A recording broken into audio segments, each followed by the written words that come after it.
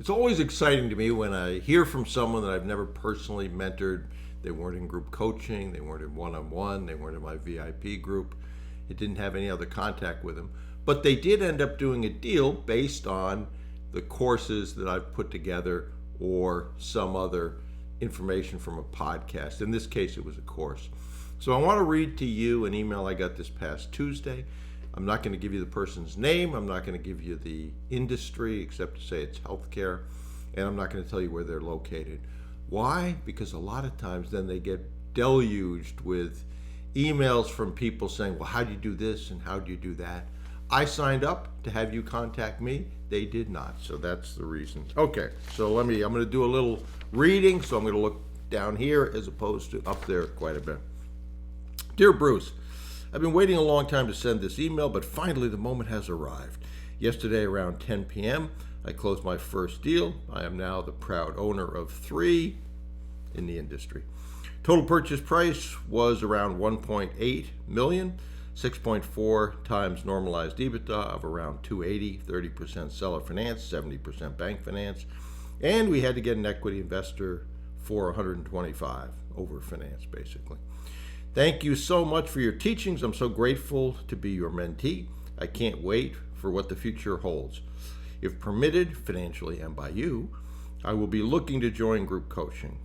I'd welcome you in group coaching.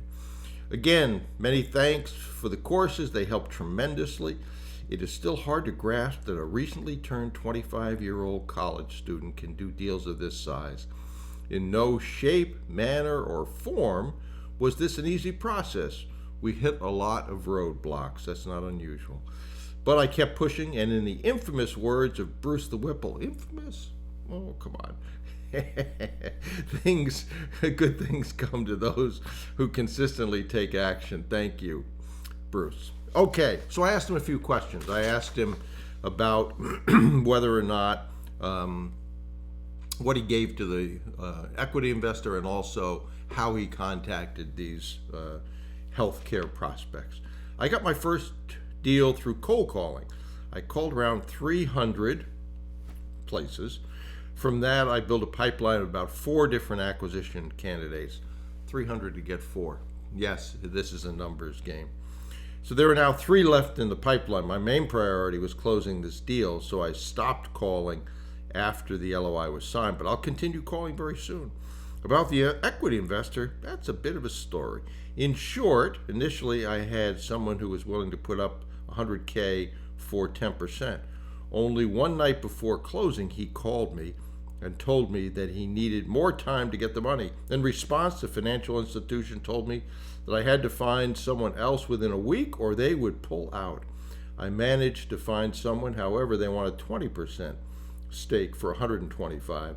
That brings my equity to 48%, not an ideal situation, but doing the deal was important. I'd agree with that. I then asked him about personal guarantee. He had to personally guarantee a small piece of it, but he commented that he wouldn't do that again. This is also the reason why I pulled an equity investor on board. The deal was doable without one, but the margins are slim due to the high multiple paid. Keeping the current events in mind, I decided it would be best to get some breathing room and to have some cash on hand, hence the reason he got an equity investor. I then asked him a question I asked him before, but apparently I forgot that he answered it in this email, but I'm glad I asked it because he got more details. I asked him what the multiple was. Remember, he told me that, but he went into some more detail. EBITDA in 2021, 280K. Purchase price $1.8 million. Bank financing $700,000. 6 years, 6%. This is a first for me. Crowdfunding $700K, 7 years, 9% interest. Vendor loan of $535. Vendor loan is the same as seller finance in the U.S. And that's payable in 3 years, 5% interest, and then the equity investor for $125. So there are some things there that could he have done differently. Maybe he didn't need the equity investor as quickly as he got it. Maybe he could have done some different things. He's got 2021 EBITDA. Hopefully at this point, he also took a look at what 2022 was to get that. But the important thing is that he got this deal done. A 25-year-old student who probably thought he could never do this. Most kids in college at 25 aren't thinking much about doing deals. They're thinking about other things. So this is really, I think, a good example of if you stay focused, if you're serious about this, if you follow the steps, which most people want to jump the steps, you can get this done. I would offer a word of caution here. I have not done crowdfunding in financing an acquisition. He obviously has. And I would just advise you, whenever you're looking to private investors, whenever you're looking to something like crowdfunding, make sure that you know the rules, know what you can and can't do. That'll vary depending upon where you're located. There are accredited investor issues that you have to follow in some places. There are representations that you have to make. You'll see that all the time. These results aren't typical, et cetera, et cetera. Be careful what you promise in those. But I was really pleased to see this. Obviously, he has completed the transaction.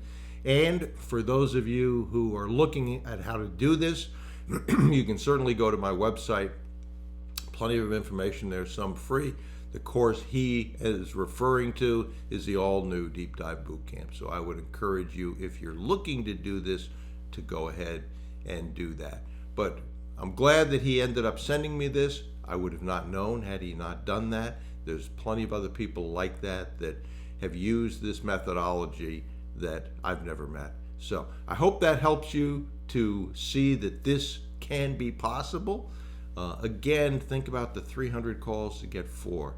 This isn't a call, get 1, and get the deal done. This is truly about kissing frogs and a numbers game. But the process has worked for others, and if you follow the steps, take action, the odds are pretty good that it will work for you if you have a solid plan, a good team, and you keep pushing and going after and going through the roadblocks as he outlined here. Not unusual that investors pull out, and you saw that here. So a lot of good things in this case study, and I hope it helps you.